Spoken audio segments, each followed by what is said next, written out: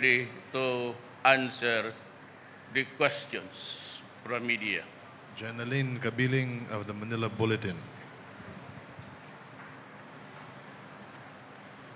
Good afternoon, Mr. President. Sir, may we know why you decided to declare martial law in the entire Mindanao, not just Marawi City? Has the government monitored any threats of ISIS in other parts of the country? There should be no singularization of this mandate. You know, there was the siege in Mindanao, resulting in the destructions of lives and properties. There have been a series of bombings, and all terroristic activities of every kind, every criminal acts committed in the southern part of our country. Remember that Davao City was also a victim of a bombing several months ago. All of these and other things, government decided to just remain tolerant, not oblivious to the terrorist act, but there has been suggestion in the past that they declare martial law, and even some senators, which I cannot mention now, urged me to do it. But I said that there has to be a very compelling reason to do it. And what is that compelling reason? You must remember that earlier, and even in the my first command conference, and the military and the police, alam nila. Sabi ko, I made a projection, not a prediction, that one of these days, the hardest thing to deal with would be the arrival of ISIS in our country. And it has come to pass that there is really war going on and street fighting in Marawi itself. I do not know how many buildings were destroyed, pero yung chief of police ng Malabang, he was in Marawi City. Pag-uwi niya, going back home, he was stopped by a checkpoint that was manned by the terrorists. And I think they were decapitated right there and then. These things government cannot allow.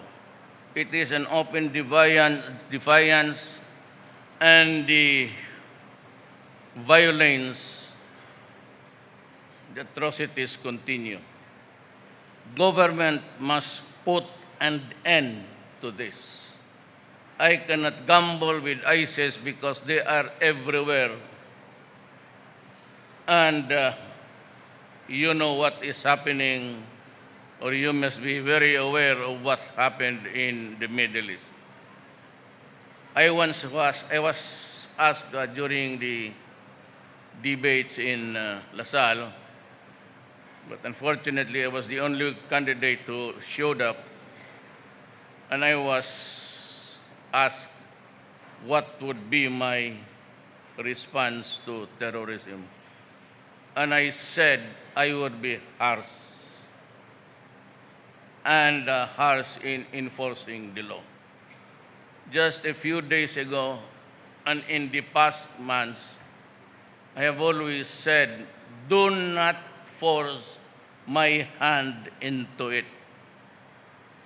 Because if I start to declare martial law, I will solve all the problems of Mindanao connected with law and order. As president, if I cannot confront them, I will resign. If I am incompetent and incapable of keeping order in this country, let me step down and give the job to somebody else.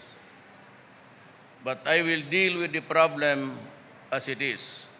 Most of you were witnesses many years ago when President Marcos declared martial law. It will be solely between the Commander-in-Chief and the armed forces and the police. but I will assure you that I am not willing to allow abuses. Government is still running, Congress is functioning, the courts are open for citizens to seek their grievance, but in keeping with the law and order, it behooves now on the military, the armed forces, to do what is expected of them. Restore order. And that martial law covers the area of the whole of the entire Pulo, Basilan, and Tawi-Tawi. I am appealing to the humanity of everybody, especially those who saw terror. Do not allow the ISIS to come in. I warn you again, do not do it, because, as I have said, my response would be harsh. I will not hesitate to do anything and everything to protect and preserve the Filipino nation. Sir, what are the rules of engagements of the military? Will there be more troop deployment, airstrikes, curfew Well, during martial law? it is normal. It is just an augmentation. Ordinarily, the law and order situation is addressed by the police. But once it gets out of hand, out of control, and here comes a foreign ideology that is being imposed on the people, I will not allow it. I will not allow the country to go to the dogs. As I said, the military has the primary role now of keeping the law and order situation and in all parts of the Republic of the Philippines. I may decide to expand the area to include the Visayas because it is just a walking distance actually. And because of the many islands, they can always escape there and begin another terroristic activity. I have ordered the military, especially the Navy, to embargo the islands, especially the sea that separates Mindanao from the Visayas. I am just awaiting for the hard facts. I'll be meeting to the cabinet. I'll be briefed by all the commander of the area.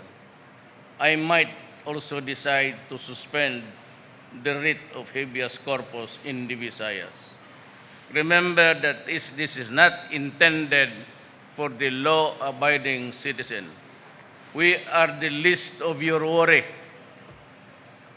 But if you confront government, and my orders are, one, to enforce the law, and anyone caught possessing a gun and confronting us with violence, my orders are shoot to kill. I will not hesitate to do it. I mean, human rights is different. It is an institutional theory which we will preserve and observe. I said I will not allow abuses. The courts are open. But anyone now holding a gun, confronting government with violence, my orders are spare no one. Let us solve the problem of Mindanao once and for all. Kaya ako sinasabi nung paalis na ako in the past, do not force my hand into it, because I will solve all the problems that ails Mindanao. It would take me maybe 60 days, 15 days, but you can be very sure that the response of government will be not only equal but commensurate to the resistance of the law. Checkpoints will be allowed, searches will be allowed, arrest without a warrant will be allowed in Mindanao. And I do not need to secure any search warrant or a warrant of arrest. If you are identified positively on the other side, you can be arrested and detained. All. But if the things goes out of hand, actually, if there is a severe fighting, I will allow the Mindanaoans, Moros and Christians alike, if you are in a possession of a gun licensed by government, and in order to give you security and protect your family, you can bring it out. Just show your ID or your license, especially your license. I said, pagka nagpatayan na pati civilian, I will allow the civilians to carry their guns outside of the residence. But be sure that it is licensed in your name, and do not falsify anything, because you will also be detained and investigated. How many days? I really do not know. There's a law which says that after 3 days. You know, I have always maintained that my duty, my sacred duty to preserve and defend the Filipino does not emanate from any constitutional restriction. It is in my oath of office. I beg to disagree with anyone. In this oath of office, which I promise to God and to the people, that I will protect and defend the country. And dito ako. If I think that you should die, you will die. If you fight us, you will die. If there's an open defiance, you will die. And if it means many people dying, so be it. Ganon talaga. Sinabi ko na sa inyo, do not force my hand. But we are not new in what is the nature of martial law in the Philippines. I said, I will not declare curfew, but maybe in certain areas. Lanao del Sur, Lanao del Norte, Maguindanao, Sultan Kudarat, North Cotabato, and maybe in Zamboanga. To protect the civilians altogether, after the meeting with the cabinet in a few hours, I will issue the corresponding orders to respond to the challenges of providing security for the people.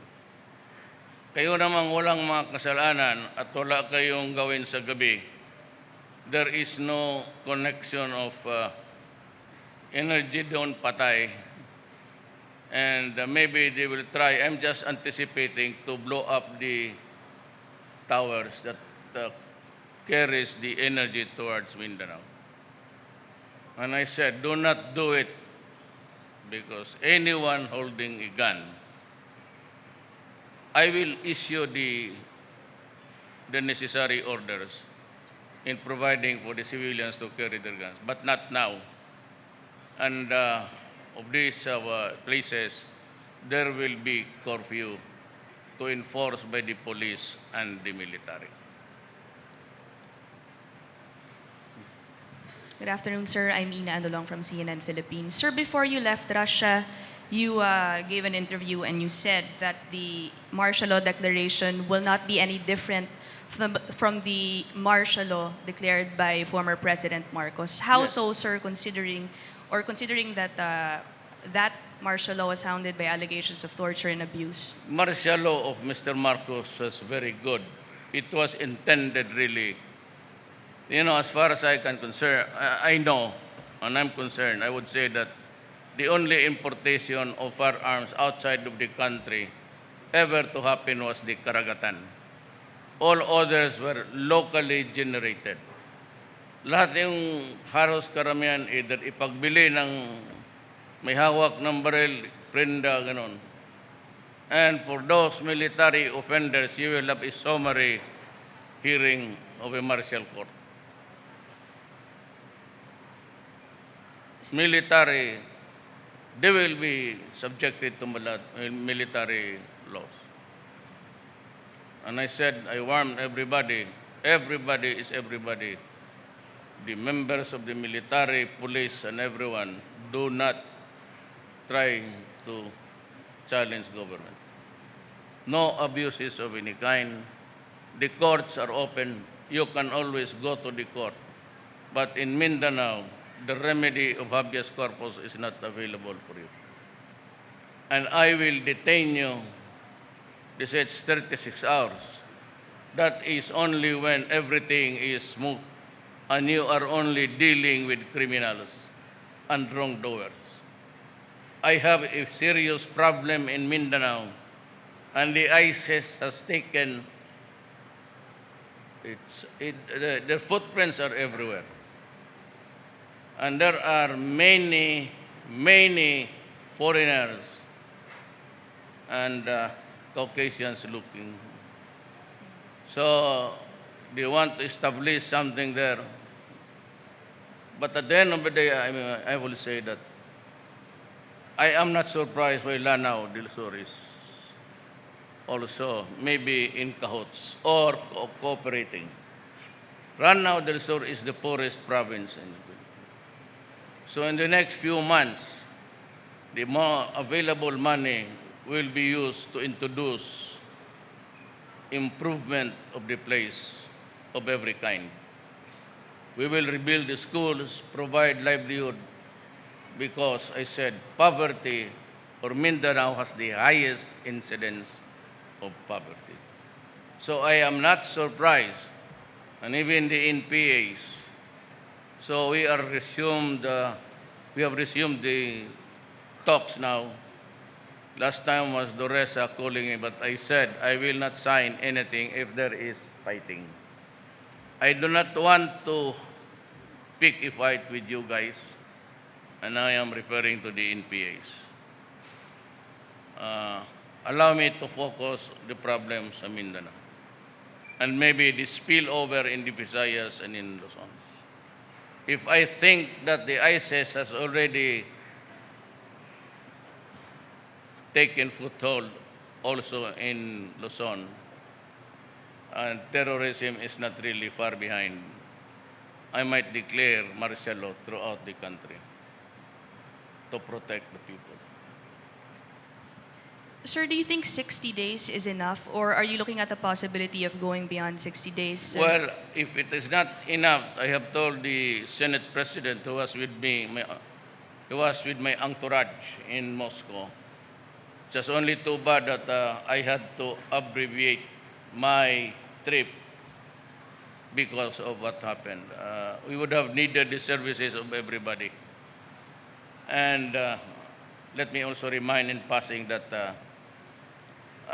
last minute when we received the news about the Philippines, I decided to abort everything and come home. I told the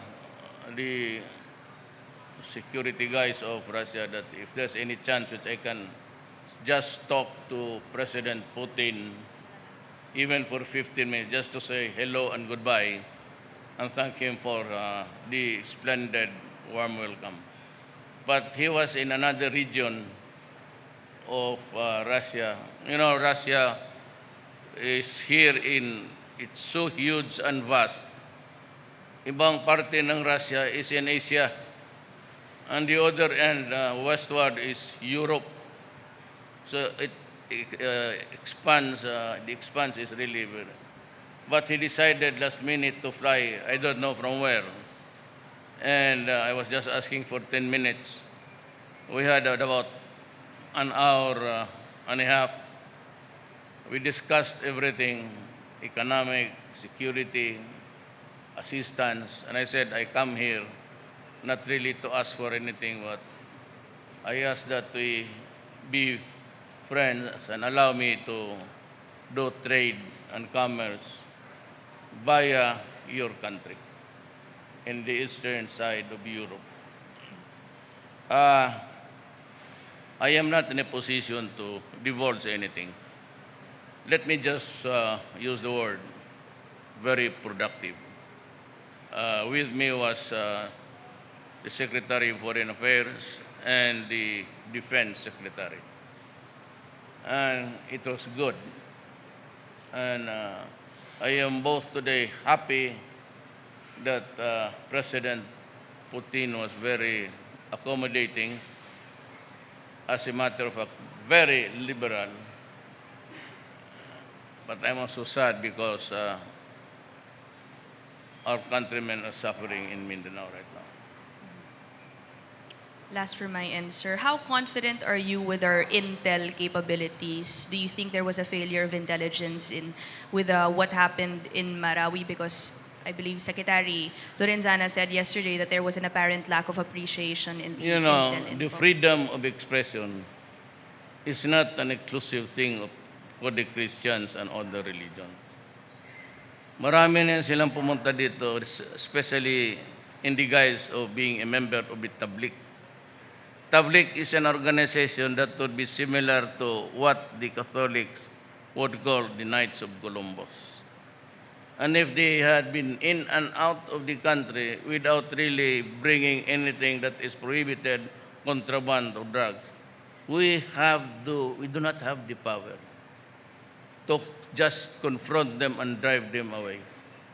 If it is a religious connected activity, we cannot just, there is freedom of expression and freedom to worship your own religion.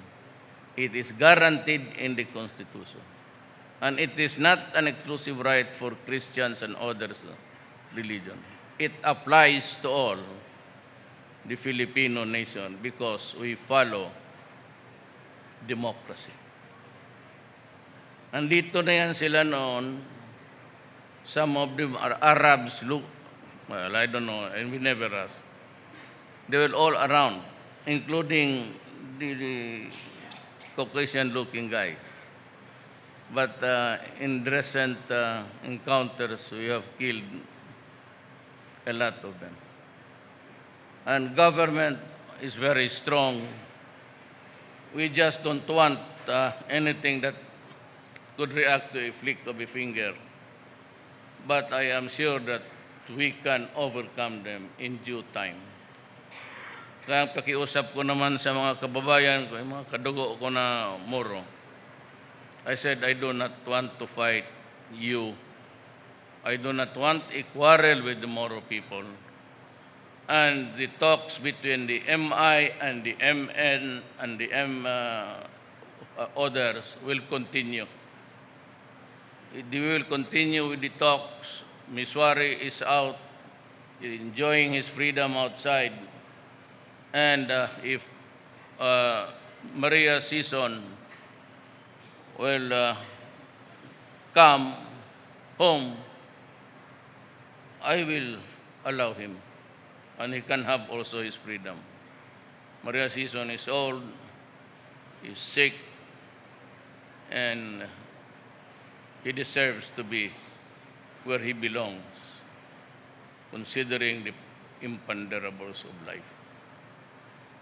Lahat naman tayo, we go sometime. And it is a terrible thing, I said, to die in another country.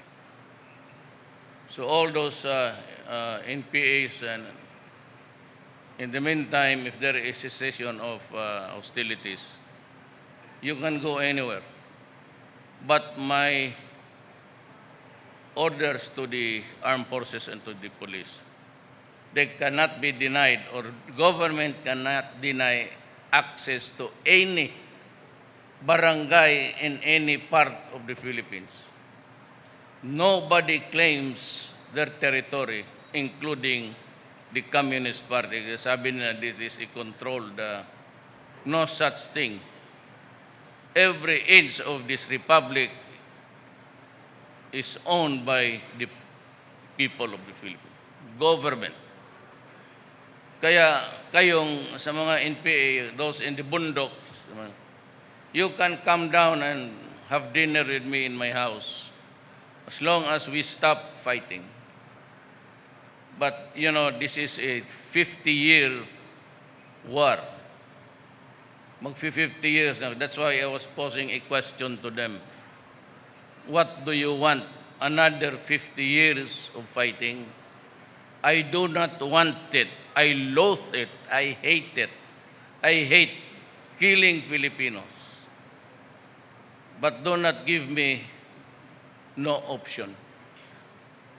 Because we are prepared, government is to wage war for another 50 years. Or at least during my term. I will not allow government to be playing a secondary role. Nothing of the sort. And I will not allow it.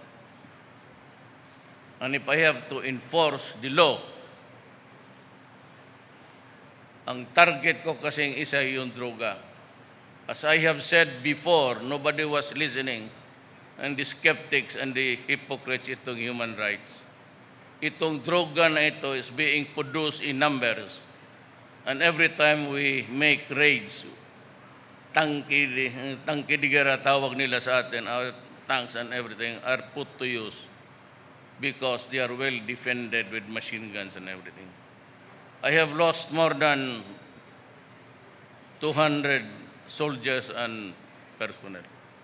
If you count the previous atrocities, including the Zamboanga siege, marami na akong patay na sundalo, pati pulis. This has to stop. This has to stop. So everyone, let go of your firearms. It could be a pistol, revolver, or it could be a rifle, because you will die. My orders are really to shoot. And for the police, I was outside when this happened. There was also kidnapping by the police. My order was 2 million apiece, dead or alive. Saan ninyo sabihin nyo, human rights you're listening. Sabi Duterte, andito na naman siya. Saan niya natutunan niyang dead or alive? Reward, dead or alive? Sa Amerikano. Sa mga sine, si Clint Eastwood, si Gary Cooper, tapos si Jesse James, Billy the Kid. Reward, dead or alive. So what's wrong in copying a good method of attaining peace? All you have to do is follow the Americans. Kayo nag-invento niyang reward, dead or alive, 2 million for the neck, for the head of those policemen. Putang ina kayo, talagang papatayin ko. Tingnan. Let's say kayo. Sinabi ko nga kayong sa gobyerno, kayo ang mamaunang mamatay. Do not with me because you are adding trouble to the country. It will never be the same. Mindanao will never be the same after this. If I need another 60 days, I'll go to the Senate President and explain to him. He's from Mindanao. He's here, Senator Pimentel, the Senate President. And I've invited them to go to Davao and to listen to the briefing so that I can issue the order. As to ASO, I don't know if it is declared illegal or not. But it is the practice. I made a research martial law includes arrests without warrant, search without warrant. So if the ASO will be implemented by the armed forces and the police. I had so many in mind, but skeptical ako. It is, dito na lang tayo sa present setup. The Defense Department under General Simato and the Chief of Staff. Anio is supposed to retire next week, but I said it's not good to be changing horses midstream. He is extended in his tour of duty for another 6 months. And after that, we will review. But he's supposed to take over DILG. Kasi may problema rin talaga tayo sa DILG. Especially the police. Pagka inutilita, not all. Few scalawags in between. But because of the lure of money, ang sindikato dito may galing sa CIDG, may galing sa Highway Patrol, may galing doon sa istasyon. May kanya-kanya silang sindikato, ang police dito, totoo. But Manila lang. Outside of Manila, Cebu is a hotbed of drugs. I think it was the floodgate of the drugs being produced. Ang terorista sa Mindanao has gone into production of shabu. And most of the fighters, even the young ones in Holo, when they fight the government security forces, most of the time lango sila. So they're suffering casualties. Kaya itong drugs talaga, pati ang pulis na nagkikidnap. My surprise really was he was involved in that Korean kidnapping na namatay. He was assigned somewhere in Rizal, Taguig, I don't know. But he returned to his mother unit. I was still working the day he was captured for the recent kidnapping of a wife of an inmate in Montegroma. Talagang gusto talaga nito kamatayan. Putang ina, ibigay ko talaga sa inyo, tignan. Your head is worth 2 million. I do not care if you bring his cadaver in front of me, I'll pay you without question. If he is alive in front of me, come back for another reason. Wow, saan ko ilagay ang mga putang inang yan? You know, the drug company, the drug activity is being managed by people inside the penitentiary sa Bilibid. Ginawa ng lahat ng gobyerno, SAP, I don't know, baka gusto nilang subukan ang Marine.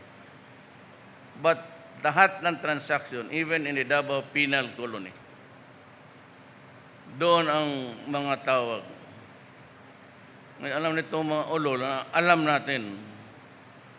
And for that matter also, I would like to thank the United States government for helping us on the technical side. I do not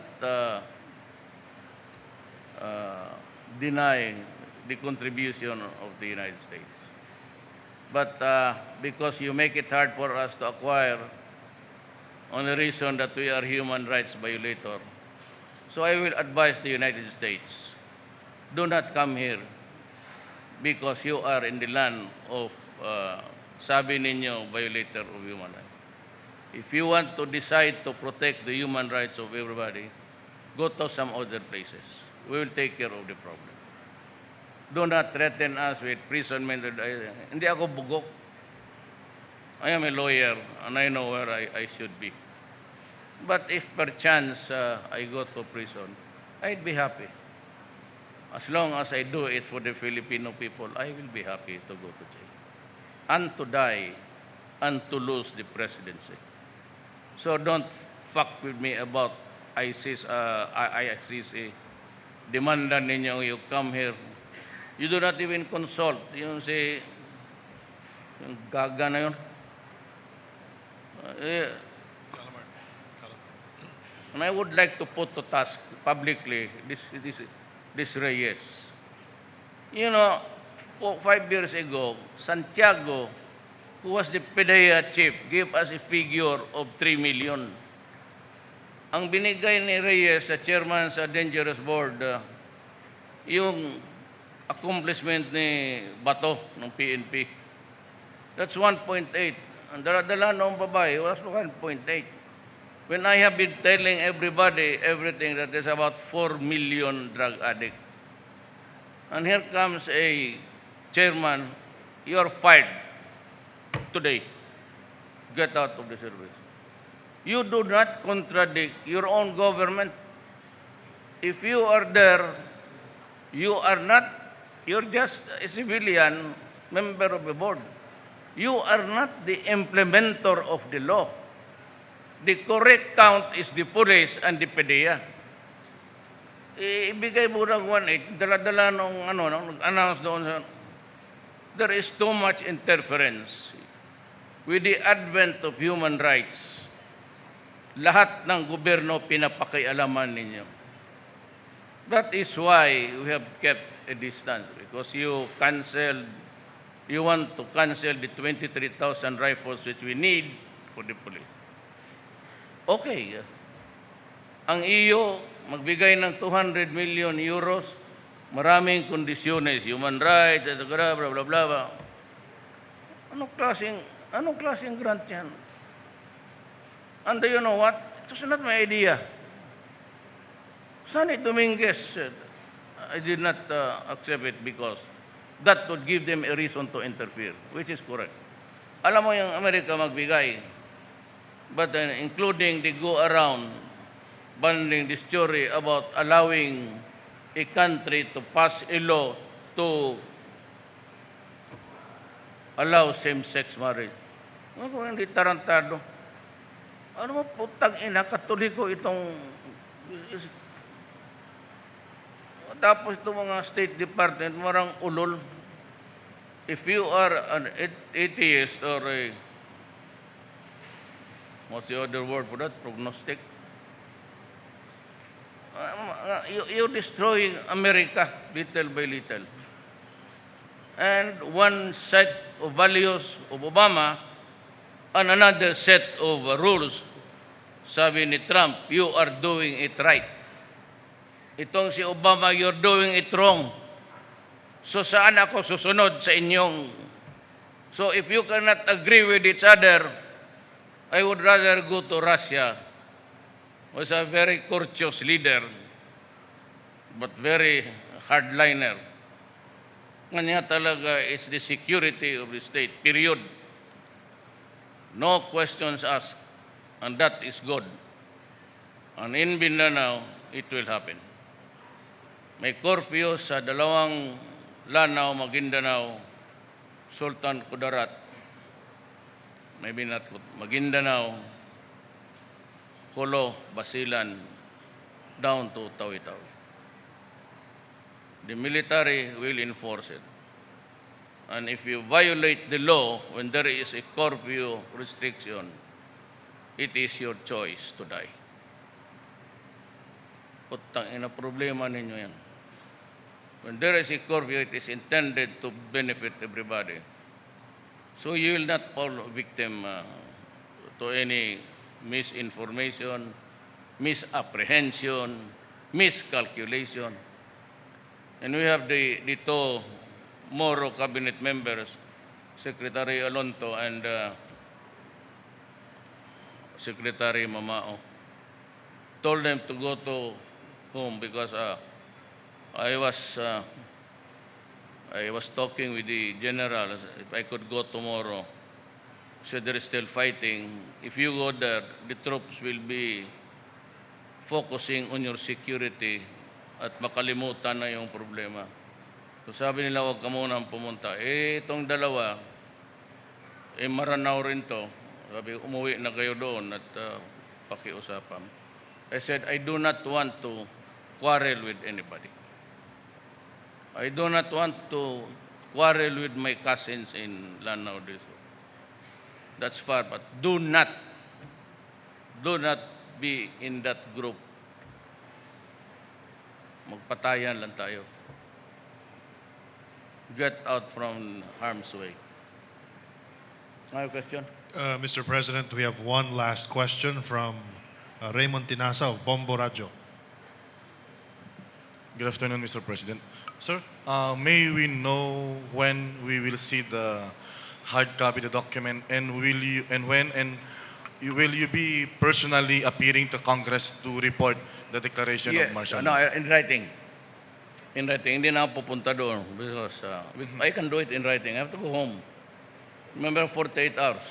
So, ang dokumento, ang problema, naiwan sa hotel doon sa yung proclamation na pinirmahan ko, naiwan doon sa hotel.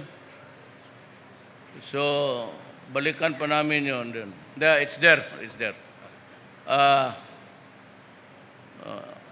You go to the Defense Secretary. Nakakatawa to eh. It was really funny. Ito yung proclamation. Anong numero ito? Ewan ko. Basta may perma ako declaring martial law.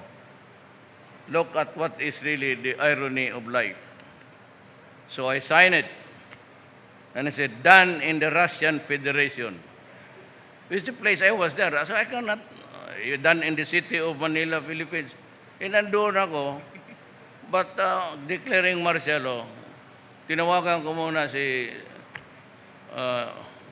Guevara, si Secretary Guevara. Sabi ko, i-announce mo na. Kaya napirmahan ko na. But done in the Russian Federation this 23rd day of May in the year of our Lord 2007. I have to go to Japan. The plane is very expensive. I look for another cheaper way of going there. Napuno na. But this will be my last. I won't travel anymore after this. Pagod na talaga ako. I said, tagal na ako. But the last is Japan. And if I sign anything there for the execution of somebody, I will say, done in Japan this 7th day of June. We do not want violence. The purpose there is to maintain law and order. I'm sure the military hate and the police hate killing their own countrymen. Ibang istorya ito siguro pag gano'n. If the Chief of Staff is here, John Anyo, ikaw sir yung implementer. You get your orders from the civilian authority, Roy Simato. But ikaw ho ang mag-implement para wala ng question about civilian because you will be reporting to civilian officials. In the higher echelons of the authority, it must emanate from a civilian. So, Jonas Amato has been Chief of Staff. He was our ambassador in the Middle East crisis, transporting back Filipinos. There is no need at this time. But pagka ganon, ikaw pa rin ang utusan ko kasi ikaw may alam dyan sa saan yung mga magagandang Arabo. I'm sure you have toured the country.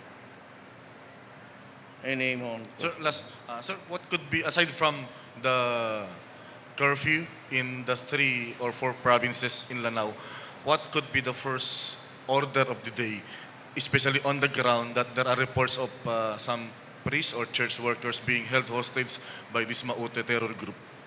Well, we will try to save as many as we can or taking hostages now. That's why Secretary Alonto and Secretary Mamao, Brad ko yan siya, sabi ko, pumunta ka doon at try to talk sense to them. And I'm willing to go there to talk. Make no mistake about it. I'm willing to go to Marawi anytime. When you say that you want to talk about peace, lay down the arms, and I will go there and talk to them. The three of us. Eh, puro man tayo Maranao, di makaintindihan tayo. So, ito yung, actually, it's my own, my grandmother. Any question? That's all, Additional Mr. one? That's all, Mr. President. Thank Yung you so iba. much. Yun sila pala. One more? Member pa kayo ng One more? media? Eh, siya muna kayo ang tinuro ko. Yan. Maricel Halili of Oo. TV5. Tapos yung sunod, nagkatago-tago dyan sa behind the guy. Yes, ma'am. Hi, sir. Good afternoon. Sir, I just would like to elaborate on your meeting with President Putin. What else did you talk about aside from trade and economy during your 1-hour meeting? Did you ask the President for his support to fight ISIS? And what was his response? Actually, he was holding the stick, parang class card. And it was Secretary Lorenzana and Senator Cayetano and my aide Bongo. Binigay niya lahat. Binigay niya lahat. An invitation for Filipinos to go there study medicine. They have told me last night that they have tremendously improved the study about the immune system, how it works and everything. I forgot the other term that he used, but I distinctly heard immune system. But how about, sir, the problem of terrorism in the country? Did you discuss They are about- also ready. I said everything. And I said, I need the firearms. I'm not asking for it. I am, if you can give me a soft loan, payable in so many years, because I said, I am a poor country, said, well. And he was pointing to Secretary Lorenzana, and he said, oh, where's your list? Where's your list? He did it 3 times. Saan yung listahan ninyo? So I'm very happy. It's an indication that he has, he never said no. He said yes to all the proposed agenda sa bilateral. Wala naman panahon. Because I had to go to yung mga parliamentarians nila. Then I had to talk to Medvedev, the premier. But because it was so sudden, sabi ko 10 minutes lang para magpasalamat ako. But it lingered on for about 1 hour and 30 minutes. And we exchanged ideas about terrorism, economics, and everything. And to all of us, I said, yes. Said, I will pay for it. I'm not asking for anything. Just give us time to, we are a poor country. Out of our savings, we will pay you. And may we know, Sabi niya, okay. sir, may we know how much will be the soft loan for the... I really don't know. So the wherewithal maybe is with the Cayetano Secretary of the Foreign Affairs. He's there, left behind, and the Secretary of DTI. I think we're good at this time. I am not abandoning the RPU is back.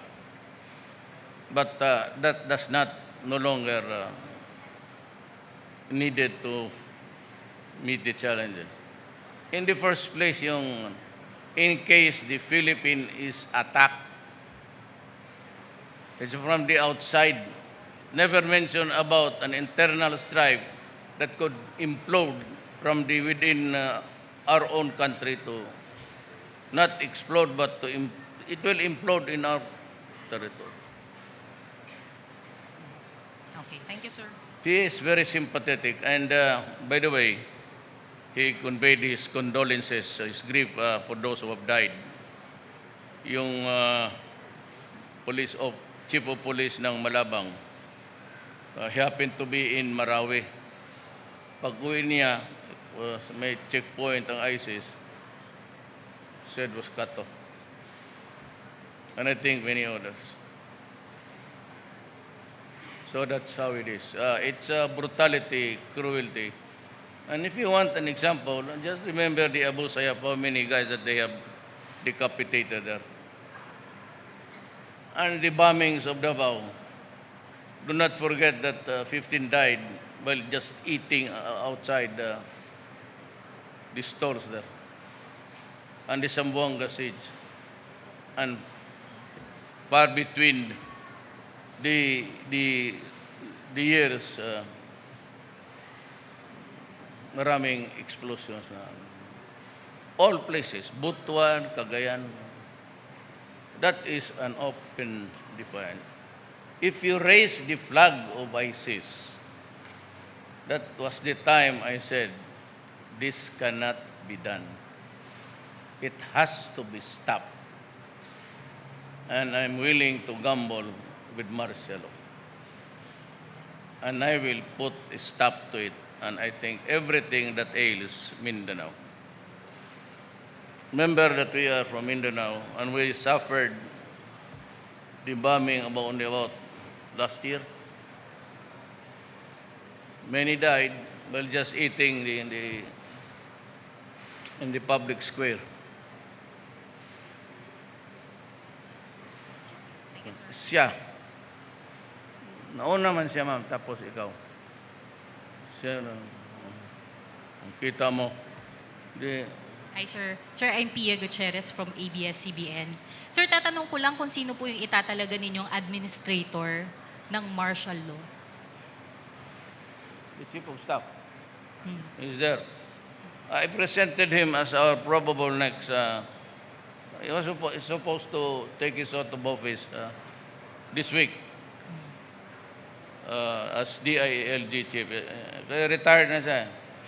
But I said, I do not want to change horses midstream.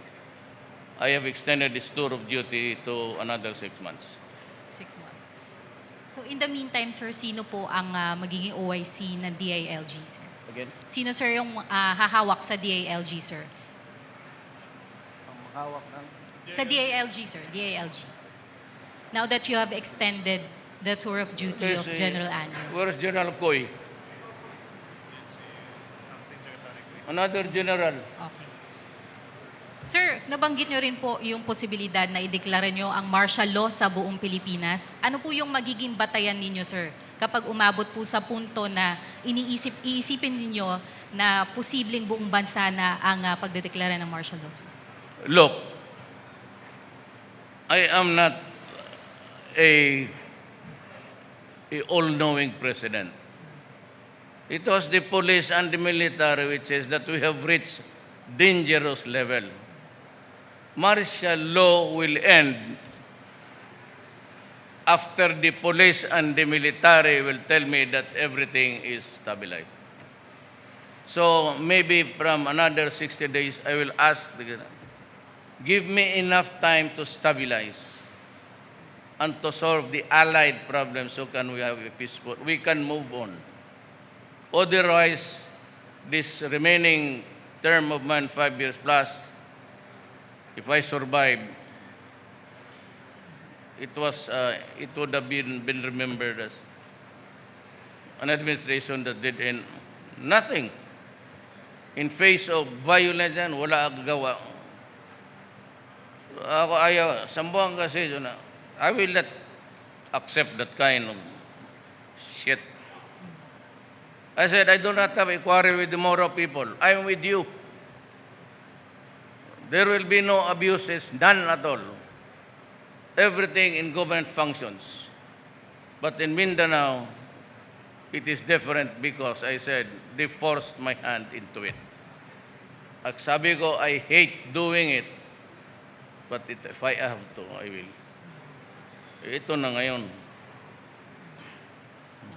Sir, last na lang po. Can you walk us through, sir, yung process po ninyo ng pag-decide na kailangan nang ideklara ang martial law, sir, sa Mindanao? Ano po yung, sino po yung una ninyong kinausap? Ano po yung mga naging konsiderasyon ninyo? Again, hindi ko makuha yung... Sir, can you walk us through yun dun sa naging process po ninyo in deciding to declare martial law in Mindanao, sir? Sino po, ano po yung una niyong ginawa? Sino po yung mga kinausap po ninyo? I get my facts from the military and the police. Where else? It's connected with law and order. Primarily, martial law is to prevent the disruption of law and order in every... Thank you, sir. I travel 10 hours. My hearing, every time there's a... Good afternoon, sir. I'm Celerina Monte from the Daily Manila Shimbun Japanese newspaper. Sir, with your declaration of martial law in Mindanao, how do you see this affecting our economy? Because there are some investors who raised concerns regarding this declaration. That is why I said we must be fast and restore normalcy. If it can be done 1 week, I'd be very happy. But if it would take me until the end of my term to see that Mindanao is safe for everybody, I will do it. Sir, you have mentioned that you will push through with your trip. Of course, I have to ask Congress every time 60 days expires. Again? Sir, you have mentioned that you will push through with your trip to Japan on June 5 and 6. May we know what you're going to discuss with the Prime Minister during your meeting with him? Well, it's always money, trade and commerce. I'm not asking for anything, lalo na pera. If they want to help, there are so many, they can finance it and we can pay, or they can operate it. If it's a toll or something else that's being used by the riding public, we can have an arrangement that can be acceptable to everybody. That's all. Thank you. Again, I would like to thank the Russian government, President Putin, for the splendid welcome and their desire to help. And I had to disrupt. Putin was somewhere else in the region of, and when he heard that I was in a hurry, he said that he would be flying in from somewhere, and we were able to discuss the matter. So we started at about 11, we finished about 2. We had a lot of things in common. Thank you so much, Mr. President. Salamat po.